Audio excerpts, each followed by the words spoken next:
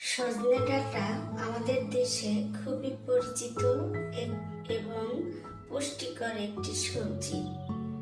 এটা শুধু সবজি নয়, এর বিভিন্ন ভেষজ উপাদানও মানব দেহের জন্য খুবই উপকারী। সজনে ডাঁটায় প্রচুর পরিমাণে calcium, potassium, vitamin C, fibre আছে, যা শরীরের জন্য খুব উপকারী।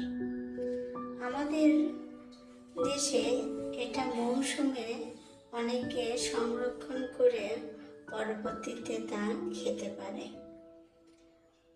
জনপ্রিয় এই সবজিটি আমাদের দেশে প্রচুর পরিমাণে উৎপন্ন হয়।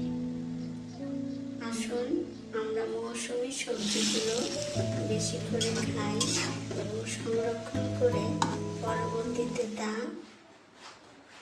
ব্যবহার করি। সবাইকে ধন্যবাদ।